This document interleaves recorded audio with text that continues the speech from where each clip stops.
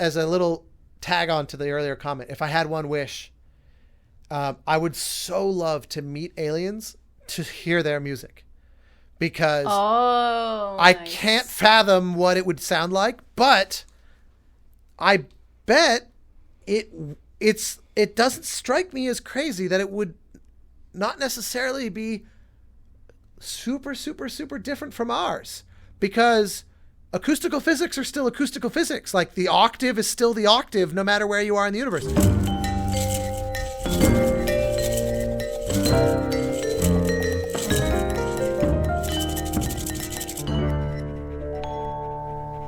Should I put the Hallelujah music or something, because it's been so long? Yeah, I think should have like seasonal music. Well, unfortunately, we were talking with all you have to do. It's like Christmas music. We should. But, yeah. Do you have bells? That will do. No. Not I have a kalimba. The most Christmas of all. No, but it would be funnier if our last episode was like in June or something. If we had like a 4th of July episode and then we play Christmas music and we're like, we're back. Oh my God. But it doesn't really work because it wasn't that long of a hiatus. It's not like we've been gone forever and ever and ever. It's been, 3 weeks? First week you were in Italy. Second week you were in Italy. Third week you brought Second week I was in Norway. Third week you brought a call to this house, and I've been sick ever since. So That's I am true. Actually I apologize in advance if I get to cough too much. But well, the funny thing is, you say that, but you're gonna like edit out those coughs probably. Maybe. So if they're like a very isolated, I can cut them off. But anyway, welcome everybody. Thank you so much for being here. We miss you so much. What? We're like a dog when you come home after an hour and they're like, I thought I'd never see you again. It's very exciting. Don't make me laugh. I almost just spilled my water all over my computer. Yeah, that would have been a very dramatic start. In any case, so yeah. How would you like to introduce our super thought-provoking subject for today? Let's see. I don't know. Like you do it.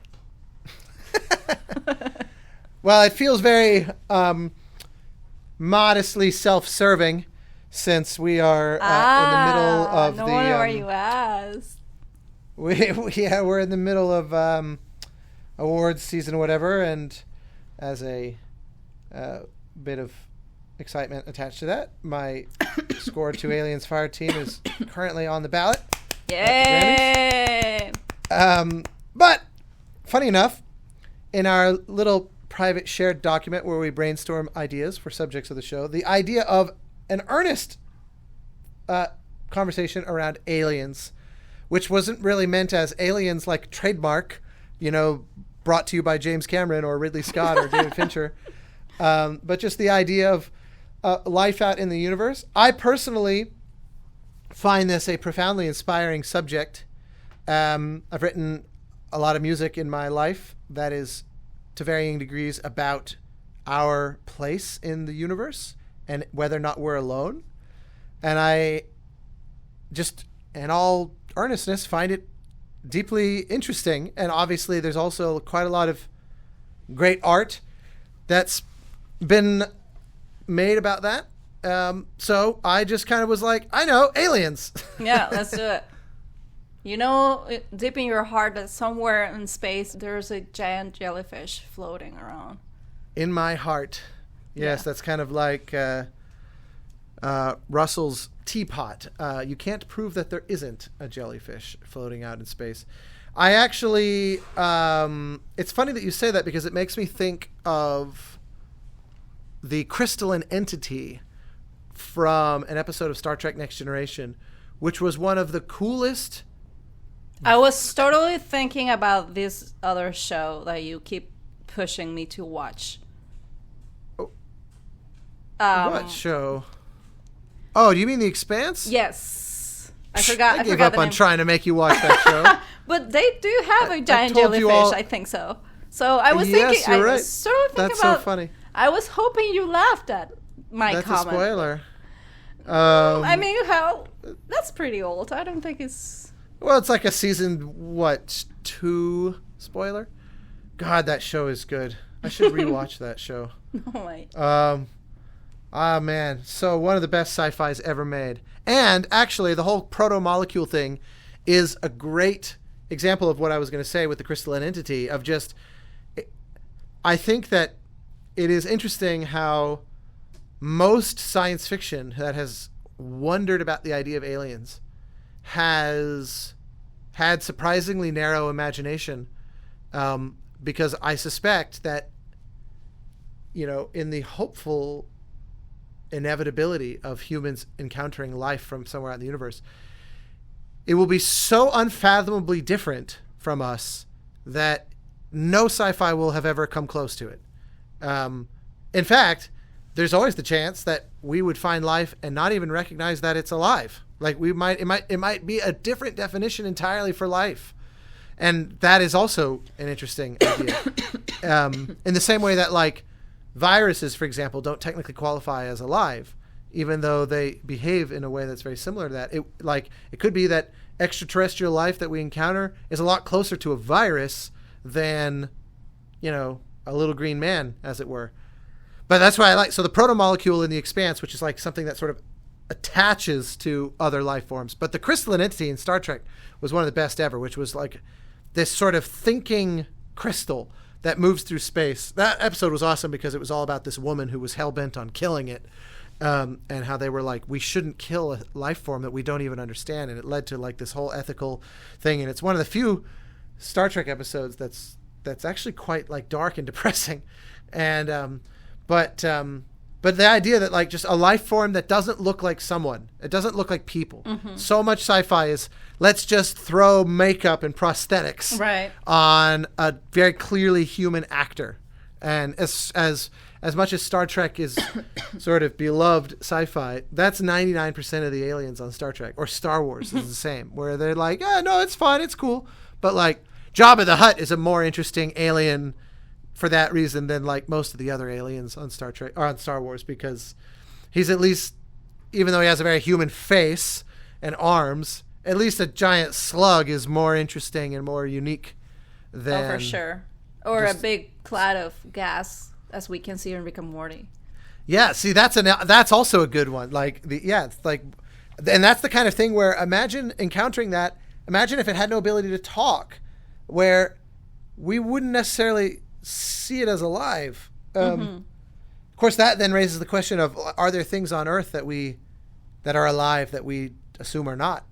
And then I think a lot of sea creatures. There's a lot of stuff down there that can be very confusing for a lot of people. Yeah, well, it's actually, so funny enough, that's a good, not really segue, but like it's a good tangent. You remember the little video that I made about the Curiosity Mars rover on YouTube a number of years ago? That's was like a collaboration with It was, me and a buddy named Jeff worked on it and got NASA and Caltech to sponsor it, and it was in honor of the anniversary of the landing of the Curiosity Mars rover, and we got Felicia Day and Neil deGrasse Tyson to narrate it. So my buddy Jeff is an astrobiologist, and what that means, and it's one of those where you go, how can there be an astrobiologist? Like, what biology are you studying? The only biology we know of is what's here on Earth. But the idea is to study life out there. One of the main things that he has focused on in his research is studying life on Earth that survives in really, really, really hostile environments. Hostile for us. Mm-hmm. And one of the big ones is deep, deep underwater at the mouth of the cracks in the Earth crust where magma comes out, and you have this really high pressure and ultra high temperature, like deep sea vents. There's actual, like, what they call extremophiles. There are sort of bacteria-esque life forms that can only live in that environment, like where it's extremely hot and extremely high pressure. Oh, that reminds me of those like super cute fat little worms that have like the tardigrade. Yeah. Yeah. No, well, yeah, actually, they're also a good example because those things are indestructible. They can survive in space. They can survive outside of the air. They can survive in like in a vacuum on high pressure. Right. They're famously, they built a whole, there's a bunch of Star Trek, like, tardigrade riffing, but the little water bears. But yeah, that idea that like life that could survive there maybe could also survive on the surface of an asteroid, for example, that's just floating, getting hammered with radiation from nearby stars, and where it's freezing cold and there's no air pressure or anything like that, and there's very, very little by way of food supply, if anything. The idea that something could attach there and then be dormant, like asleep for maybe billions of years. That's, the sad truth is that we're not likely to be visited by a spaceship. It's more likely that we'll find like evidence of bacteria-esque, single-celled or otherwise very kind of like cellular, microscopic life or something. Well, you never know. Yeah, I mean, this is one of those things. If I could have one wish, it would be to witness that within my lifetime. Like, because I think the impact it would have on our world to have true evidence. This is why, by the way, Carolyn Porco. Here's a question.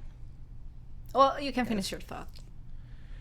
I was just going to say, this is why Carolyn Porco is very eager for us to return to Saturn with a new probe that could specifically visit the moon of Enceladus, because it has an environment that's not that dissimilar. Like it's got a liquid ocean like Earth, and even though it's a lot colder, it's not necessarily that much colder because it has a heated core that would be heating the water below frozen ice.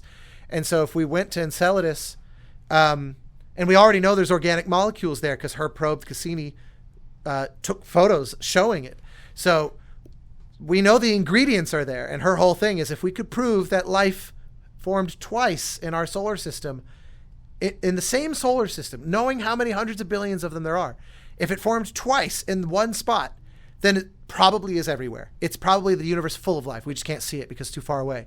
But because the idea is, if it only formed here, then maybe it's comparatively rare, but that would still mean many millions of planets out there. But maybe it would be billions and billions of planets if it formed twice in our own solar system. It would mean that life is almost guaranteed in some sense.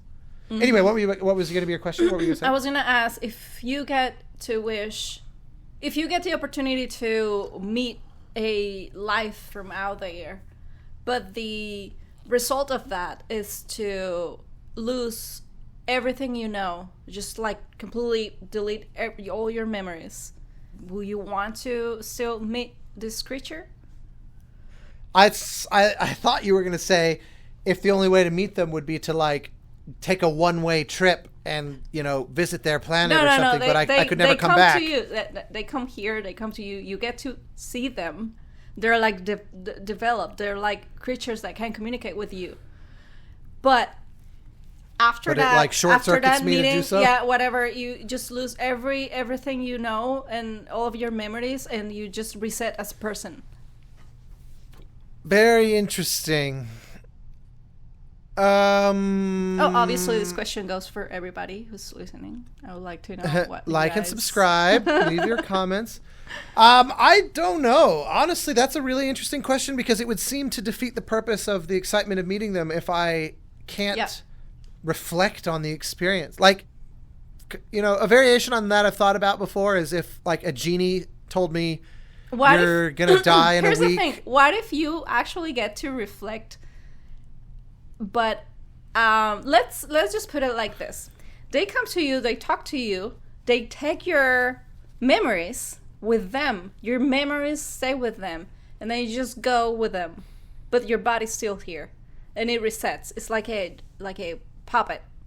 You just have to start life again or whatever. But the Austin we know, it's out there. The memories. The gas of pretty interesting premise for like a science fiction novel, actually. The idea that like I've been told that I could be a writer, so there's a I believe it is in season 5 of Buffy, there's like the big villain who keeps draining the minds of people, of like homeless people. Actually, I don't think they're necessarily homeless, but she keeps draining their mind, and it makes her powerful, and it makes them go crazy. So the like insane asylum is filling with people, and everyone just thinks they're crazy, just thinks like, oh, there's just a person who's lost their mind. They don't realize they were victims, and like basically absorbed by this woman, and that she's, you know, she's kind of like stealing their essence.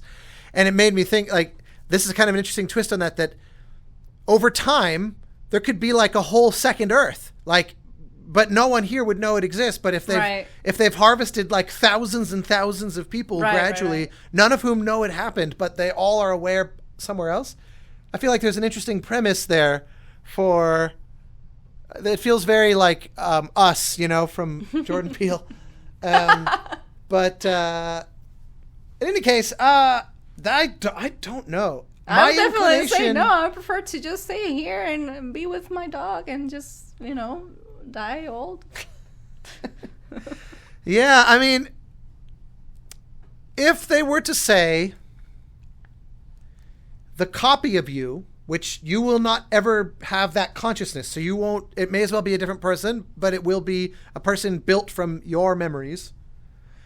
If that person, let's say if they were to say 50 years from now, will return, and that version of you, which is everything you know now, plus whatever happens in the 50 years away with us, they'll come back.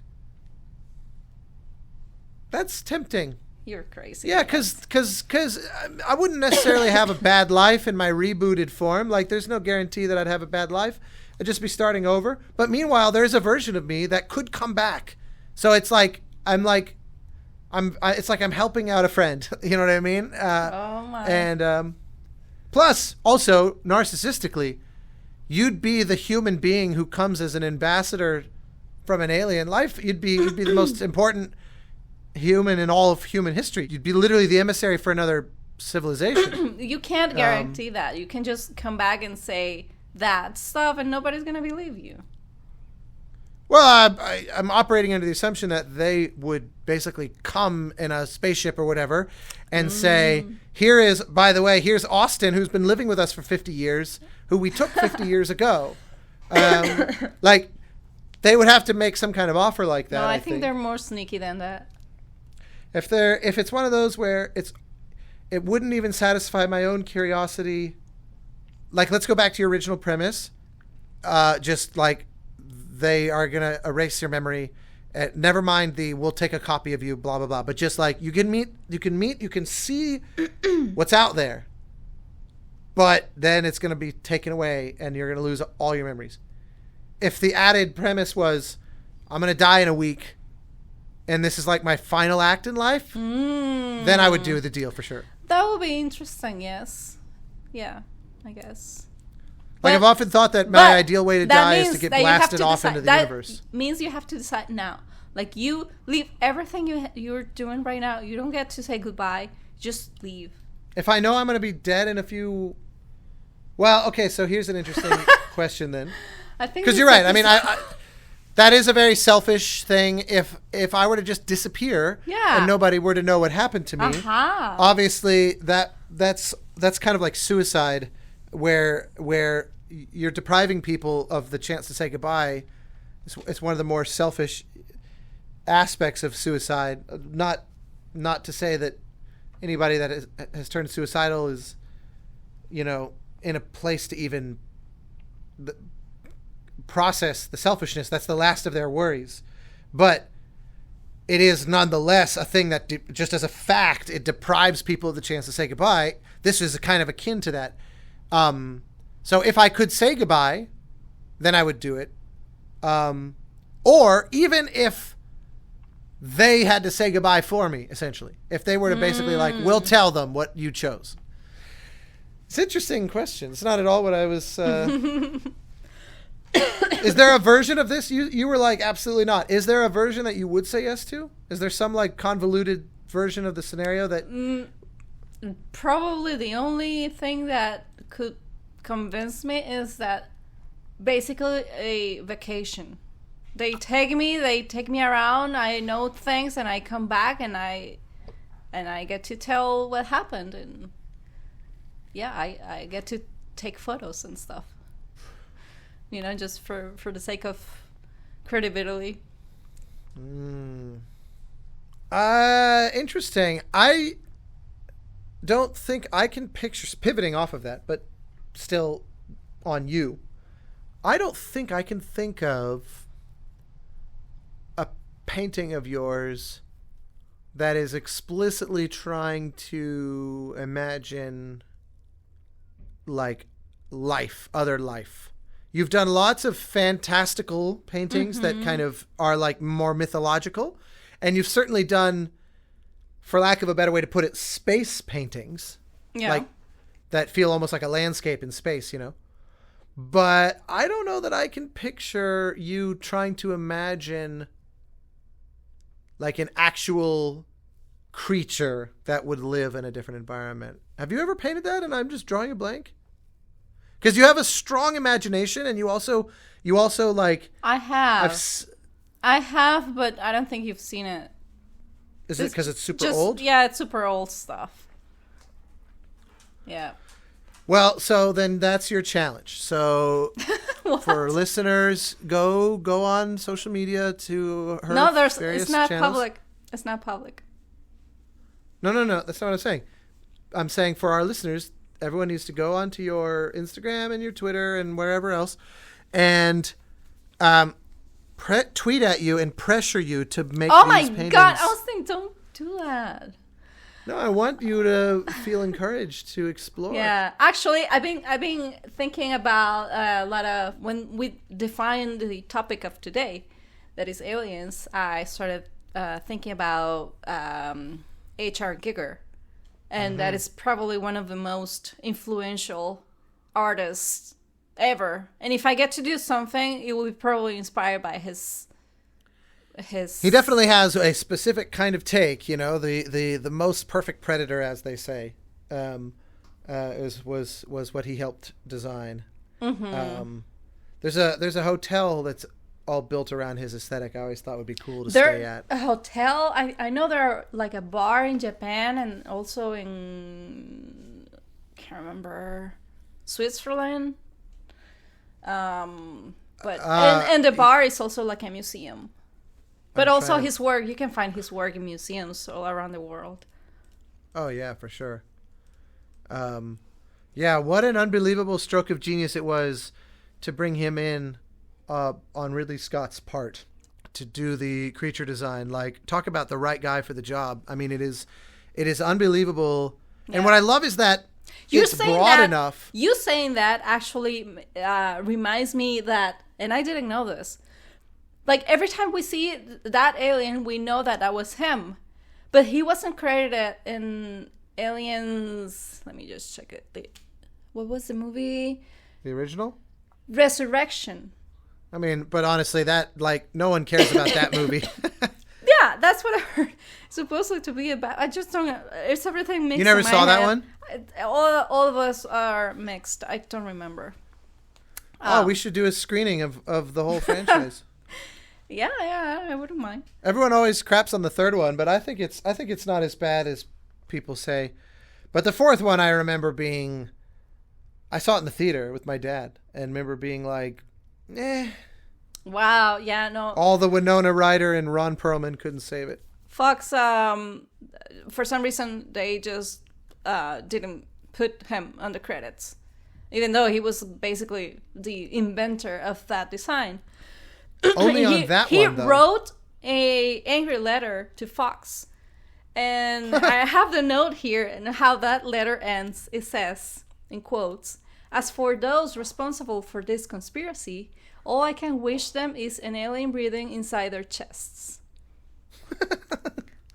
Wow. Yeah. Yeah. Well, I suspect that did not end up happening. But I had no idea. No. I had no idea. I have the link of the letter if you want to read it. Yeah, that's funny. Yeah, here. There you go. Resurrection, if I remember, there's like a big queen hybrid alien in that movie that's white. And my impression was That was like a concept that they had not used in the original, and they decided to dig it out to make like a cool new version of an alien for that movie. I have no many details, but as far as I know, that was on him. But who knows? But that's the thing that's weird is like, it's especially odd that they wouldn't credit if they're using an unused original. Like it's so nasty. Variation. I don't know. It's just so obvious that they're, for some reason, maybe it's because they didn't want to pay him like the rights, But I imagine that they owned it regardless. Like he probably sold away those rights when he made the first one. That is just so bad. It's just obvious. Like the credit, it would just be a courtesy, I would think. Exactly. Unless they hired him and then didn't credit him. But if they just were using his designs, he didn't work in that. It's just so it's such an avoidable issue, and it's so weird. I don't know why they do that. I think it's such a lack of respect, and it's super nasty from Fox, in my opinion. Something so simple. Yeah, I just looked up the the letter. You want to read it? It's super short. The Alien Quartet has, from the beginning, contained my unique and personal style. For the first film, Alien, I was awarded an Oscar for Best Achievement in Visual Effects. In Aliens, a film I was not asked to work on, I still received a screen credit for original alien design. On Alien 3, I was cheated out of the Oscar nomination received by the film because 20th Century Fox gave me the credit original alien design again, instead of Alien 3 creature design, as it was my rightful title, in accordance with my contract and the work I had performed in the film. So interesting, he was hired by Fincher, not by Cameron, and therefore he was seen as like a legacy and not part of the actual work, and therefore was screwed out of another Oscar nomination. In 1976, I had completed 2 paintings, Necronom 4 and Necronom 5, in which 2 long-headed creatures appeared. In 1977, these paintings were published in my book Necronomicon by Sphinx Verlag Basel in German. It was in this version of the book that Ridley Scott, in his search for a credible alien creature, came across these 2 paintings and decided on them for the full-grown alien, using the words, "That's it!" The statement has been graciously repeated by Ridley Scott in almost every interview and that about his work on Alien. That is so accurate, because you can Google Necronom 4, and it's literally the alien. Like, they didn't change anything. It's that. They saw it on that book, and by the way, that book, I Googled where to buy it, and it's on Amazon, and it cost $554 today.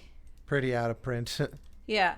The creatures in Alien Resurrection are even closer to my original alien design than the ones which appear in Aliens and Alien 3. The film also resurrects my original designs for the other stages of the creature's life cycle, the egg, the facehugger, and the chestburster. So there you go. It wasn't my imagination. I actually didn't remember what my source on that was, but that the design in that movie was like an unused concept that predated even the original film. That was like that's like something they mentioned in the press or something. Which makes the lack of credit even more insulting. Alien Resurrection is an excellent film. Really? He's just disproven all of his credibility in that he's being nice for no reason, despite the sentence that's forthcoming. What would it look like without my alien life forms? In all likelihood, all the sequels to Alien would not even exist. The designs and my credit have been stolen from me since I alone have designed the alien. So why does Fox not give me the credit I rightfully earn? As for those responsible for the conspiracy, all I can wish them is an alien breeding inside their chest, which might just remind them that the alien father is H.R. Giger. That's a very ego-driven letter. No, I think I think it's fair. And it's not that it's unfair, but to go, I'm the father of it. He is. He's on his right. This Ridley I think it's a stretch to say the movie wouldn't exist. Ridley Scott literally opened that book in 1977. He opened it and he literally saw that drawing and he said, "That's it." Yeah, but he was already making the movie and found the design. My point is, the ego is betrayed by saying there wouldn't even be movies if it weren't for me. I think he's talking about design wise. You know, I think he's talking about everything design, not the story, not the movie. No, he's not claiming that he created the movies. No, I know. I'm not saying that. I don't think he's saying that either. I think he's saying that's all I'm saying. But he's saying they wouldn't have even made sequels if it weren't for my design. Like he's saying the whole reason the first one was a success is because I made this creature that's super iconic, and then that made people want more, and they made sequels. I see. He's saying it's very likely they wouldn't have even made sequels because the first one was a hit because of him. Well, honestly, I think that he has the right to feel that way, and he has the right to talk about himself that way, because I think he's a genius. I mean, look, if John Williams were to say that Star Wars would not have been successful without my score, he's probably also correct. It's just like, but who says that? Artists. Yeah, well, successful that's artists. I mean, look, and there's no denying that, like, that guy made one of the most iconic creatures. And what I love is that while, yes, it does suffer from a little bit of anthropomorphism, like, it does look like a creature that evolved sort of on Earth. So it's not as alien realistically is. But it definitely doesn't look like any actual animal. I wouldn't say that if we compare it with the green guys. I think it's pretty much a much more alien than the green normal guys. Well, it doesn't look human, but it looks like it's like a leopard if you remove all of its skin and organs. Right, like a creature. Mm-hmm. Yeah, like long tail, and it walks on four legs and has this very kind of human-like face, even though it's all stretched. Again, I'm not trying to criticize it. I'm just saying, realistically, actual aliens are probably way more weird even than that thing. I mean, on his defense, those were the 70s. Well, and also, it was chosen. I don't think he was necessarily trying to, like, the title Necronomicon suggests he was, in his mind, creating something more fantasy oriented. It wasn't necessarily like they used it as an alien because they saw potential in it, but I doubt he was. What is the definition of necro? Means death. So to me, it almost feels like it's like the angel of death, or something. I'm sure that there's like nerds who are experts about him who are shouting at us right now, who are like, "Don't you realize it was this?" I'm not an expert on his biography or what was inspiration, but necro is as a prefix means death, and so it almost feels like it's the angel of death or it's the messenger of death, and he was creating something almost mythological, right? In nature. I think that was also a lot of his art was inspired by life experiences. It was very, obviously you can see it's pretty dark, and I also learned that his wife took her life. And you can see her face in a lot of his paintings. You see all of the women and like the elegant figures and like front faces, portraits and stuff around. That's her. Wow. Yeah. I did not know. I really don't know anything about him. In fact, I was pretty sure he wasn't alive, but I couldn't remember when he died, and it wasn't that long ago. It was less than 10 years ago.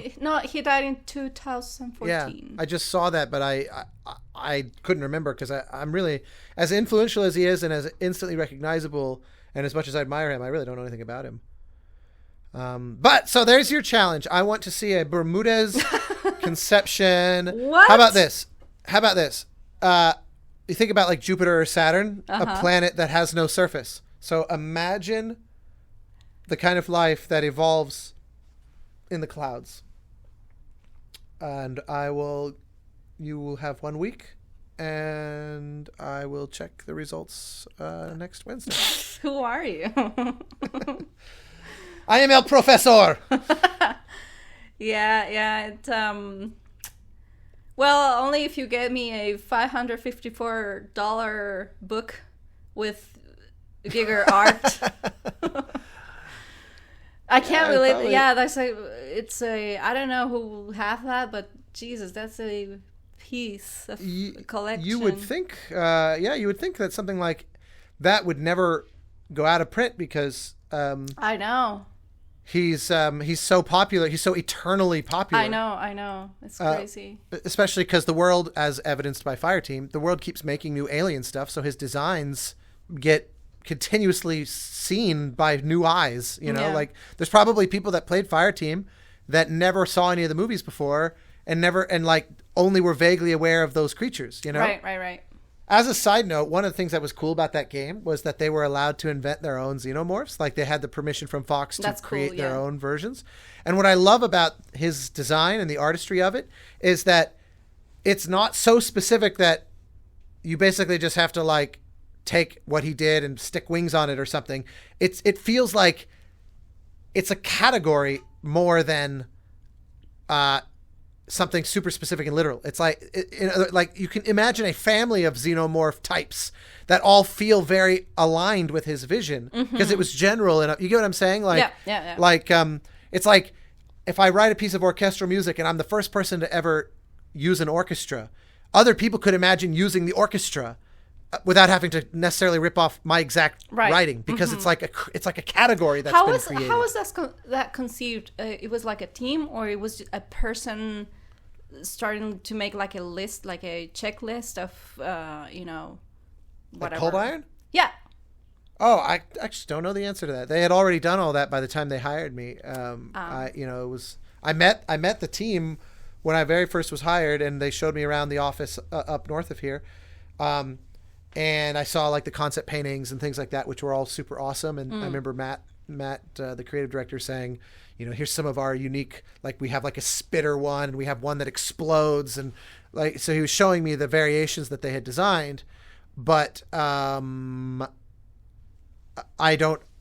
probably did meet like the art director, lead concept designer, or creature designer, whoever was in charge of it. But for the life of me, I don't remember. I'm sure it was a team of people, like there were at least several, but there might have been one. It sounds such a primary, like an exciting project to do. Like, ooh, what if a creature grows wings or whatever? Just imagine everything you can, and then put them on a list, and then pick what's best, and then create the creatures and how they look and everything. Right. Yeah, I would. Those kinds of jobs in game studios are always the people that seem like they have the most fun. Yeah. Just invent things, create the future. Yeah, that's cool. So yes, in any case, if along these lines, one of the things that's funny is because of Holst with the planets, probably, even though he was not describing planets, he was describing the gods. Nonetheless, that language of like grand orchestra has forever been attached to sci-fi, and therefore is like most composers, if you were to just say, hey, write a piece about aliens and the universe, a lot of people go to big grand orchestral music because it's like that's the John Williams tradition. That's a lot of sci-fi. Let's describe the universe with something that's ironically very, very human. The orchestra, a bunch of people playing instruments. Of course, there are those who would write music about aliens or whatever by leaning heavily on synthesizers to try to create something that sounds more weird, as it were. But all of it is ultimately so attached to our traditions that if I, as a little tag on to the earlier comment, if I had one wish, I would so love to meet aliens to hear their music, because I can't fathom what it would sound like, but I bet it doesn't strike me as crazy that it would not necessarily be super, super, super different from ours, because acoustical physics are still acoustical physics. Like the octave is still the octave no matter where you are in the universe. Now, with that said, if they have, like, for example, if they could hear like way higher frequencies than us, like a dog, but even like beyond that, or maybe they have senses separate from us that their music would be woven into, like maybe like they could also see parts of the light spectrum, and maybe their brain interprets that as sound, like they see light and they hear it. Maybe like there are things that maybe we wouldn't even be able to consume their music the way they do. Like Lisa when she drinks Duff. You mean the nasty water on the ride? You remember what she said? She says, I can feel the music. I can see the music. Or yeah, I can see the music. Yeah. Yeah. I mean, honestly, yeah. I mean, why not? Like we translate light into that hits our eyes into what we call visuals. But what if it was our brain had a correlative sound? Like, what if we heard something in our head every time we saw red? So maybe music, maybe the senses wouldn't be parsed out the same way to these alien creatures. But it doesn't strike me as if they're an intelligence that they would necessarily not have art. Maybe they wouldn't. What if that is possible if we take LSD? Like, we can see all those colors. Well, certainly something happens. I have no experience with that, although I am always interested in the fact that a neuroscientist like Sam Harris is very, very into psychedelics as like a human sensory perception expansion. And this is a guy who's a literal PhD neuroscientist. Wow. So I've always been curious, but it's I've never tried. I feel very curious as well and see it. Not that I'm... Should we try it, but have the mic going and record an episode? Oh my God, I don't know. Maybe. Maybe that sounds like an experiment. It could fail, it could be a great success, but that's how artists work, I guess. We just expose ourselves to whatever, just, go with the flow and see what happens. We'll see. Maybe it sounds fun. We can try with something less intense, I guess. Oh no, I'm scared. No, let's go straight for it. Well, so to that end, I will say my pick for album of the day that I was going to recommend was Forbidden Planet, the soundtrack album to the 50s sci-fi movie, which was made by a husband-wife team named Louis and Bebe Barron, and it's the first ever fully electronic film score. But what's so cool is that this was decades before synthesizers were invented. So the way they created electronic music was by essentially... Is this a comedy? Forbidden Planet? Oh, Lord, no. I can see Leslie Nielsen cast. Well, Leslie Nielsen was known for drama before he was famous for, like, Naked Gun stuff. But interesting. It's so funny. Also, I see his face and I immediately think it is a comedy. Yeah, I actually completely forgot that he was in that film. But no, it's definitely not.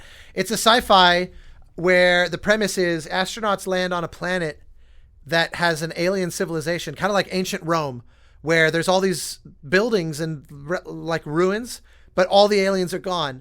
And then, spoiler, they discover that the aliens built a machine that can basically read your thoughts. And instead of manifesting your conscious mind or your subconscious mind, it manifests your id, which is your most primal, your most uncontrollable, like, urges. So what happens is this machine creates monsters that killed off the whole civilization because it read their mind's most basic parts that are where you're most uncontrolled, where your passions live, but also your rage and all the things that your conscious and your subconscious are there to kind of keep under control. The id is the most primal, non-thinking part of yourself, of your brain, of your mind. And I've never heard of this before. Oh, it's an absolute classic. And the score is truly some of the most alien music you'll ever hear in your life. There's very little about it that you'll hear and go, that sounds like anything I would call music today. And all of that was made by literally like soldering together circuit boards and creating tape loops. And they were doing what was, for the 50s, the most avant-garde form of creating music. It's extremely forward-thinking. It was electronic music before that was even a thing. And if I play this album, is it going to be pure sounds like that? It's just like environmental. Well, it's music. It's just music that doesn't behave the way you would define it. That's the thing. It's fundamentally alien. That's why I chose it, because it's music that doesn't sound like music we would typically listen to. But it's so like creative and also just knowing how tedious it was to make, like literally soldering circuit boards as a way to create music. It's just no one does this. It's so niche today. I was niche then too. Yeah. But no one had even done stuff like that. I mean, they were. I mean, that was a very narrow field. The whole world of avant-garde electronic experimental music. The fact that they got an opportunity to work on like a major Hollywood film doing that was quite unusual and very cool. So anyway, there's my album of the day, Forbidden Planet. which thanks to my Nice. father, I watched as a kid and was Oh, blown wow. away by. Wow. Yeah, it makes me very curious. Well, thank you for your suggestion. Yep. I will check it out. I definitely check it out just to see. I like weird stuff. I just Googled that film quickly on a whim, and I saw that it was the first science fiction film to depict humans going faster than light, which is also interesting trivia about that movie. It was also the first to be set entirely on another planet away from Earth. Wow. I mean, it's very early. And I love on the second paragraph of the Wikipedia article, it says, outside of science fiction, the film is also groundbreaking as the first of any genre to use an entirely electronic score, courtesy of Bebe Nice. and Louis Barron. Nice, nice. Well, there you go. Excellent. So yeah, 1956 Well, MGM film. this was Aliens at Brushes and Keys. Thank you so much for listening, guys. You can talk to us on Twitter or Instagram. Ask questions or suggestions of future episodes. We'll be happy to read your comments also. And yeah, thank you again. Thank you, Austin, for taking this time for Yeah. to share with us. I love it. And Canvas is asleep. I see that. It's a miracle. Well, enjoy it while it lasts. Yeah. Bye.